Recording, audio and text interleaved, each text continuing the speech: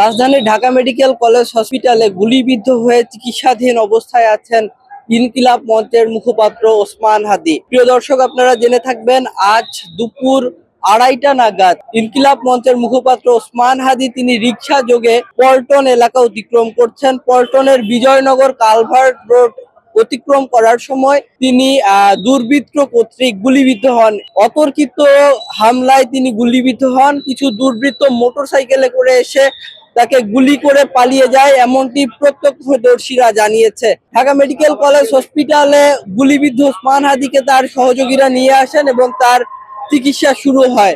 এখনো পর্যন্ত পাওয়া খবরে জানা গেছে ওসমান হাদির বাম কানের নিচের অংশে গুলি লেগেছে এবং মস্তিষ্কে রক্তক্ষরণ হয়েছে। তিনি বর্তমানে কোমায় আছেন এবং তার প্রয়োজনীয় চিকিৎসা ঢাকা মেডিকেল কলেজ হসপিটালে কর্তব্যরত চিকিৎসকগণ ইতোমধ্যে প্রদান করা শুরু করেছে।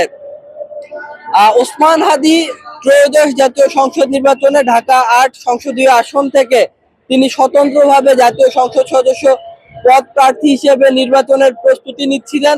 তিনি প্রতিদিনই কোনো না কোনো এলাকায় ভ্রমণ করছিলেন এবং গণসংযোগ করছিলেন, মতবিনিময় করছিলেন, নির্বাচনে ভোট প্রার্থনা করে প্রচারণা চালিয়ে আসছিলেন। ঢাকা ৮ সংসদীয় আসনে বিএনপি মনোনীত জাতীয় সংসদ সদস্য পদপ্রার্থী মির্জা আব্বাস তিনি ঢাকা মেডিকেল কলেজ হসপিটালে এসেছেন ওসমান হাদির শারীরিক অবস্থার খোঁজ খবর নেওয়ার জন্য।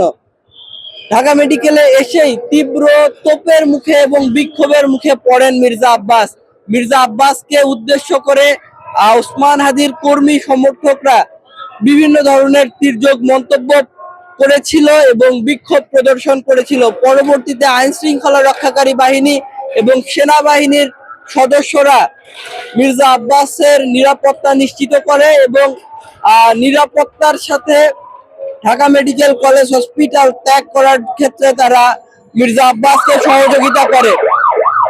ওসমান হাদির শারীরিক অবস্থার খোঁজ খবর নেওয়ার জন্য ঢাকা মেডিকেল কলেজ হসপিটালে এসেছেন জাতীয় নাগরিক পার্টি এনসিপির আহ্বায়ক নাহিদ ইসলাম, এনসিপির কেন্দ্রীয় নেতা নাসির উদ্দিন পাটোয়ারি।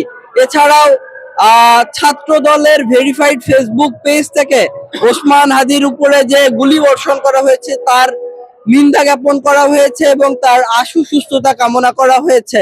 জামায়াত আমির ডক্টর শফিকুর রহমান এসেছেন এবং গণ অধিকার পরিষদের মুখপাত্র সিনিয়র সহসভাপতি হাসান আল মামুন তাকেও দেখা যাচ্ছে ঢাকা মেডিকেল কলেজ হসপিটালে ওসমান হাদির চিকিৎসার খোঁজ খবর নেওয়ার জন্য।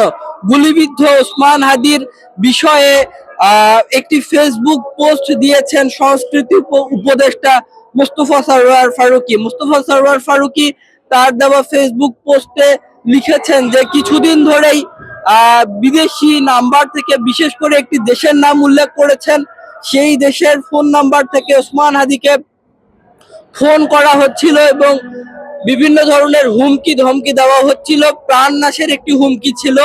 এবং মুস্তফা সরওয়ার ফারুকী অভিযোগ করেছেন পতিত স্বৈরাচার বিদেশে অবস্থান করে দেশকে অস্থিতিশীল করার চেষ্টা করছে এবং তারই অংশ হিসেবেই এমনটি করা হয়ে থাকতে পারে বলে উপদেষ্টা মুস্তফা সরওয়ার ফারুকী জানিয়েছেন। এবং তিনি বলেছেন যে বিপ্লবকে কখনোই নস্যাৎ করা যায় না, বিপ্লবীদেরকে কখনোই থামিয়ে রাখা যায় না।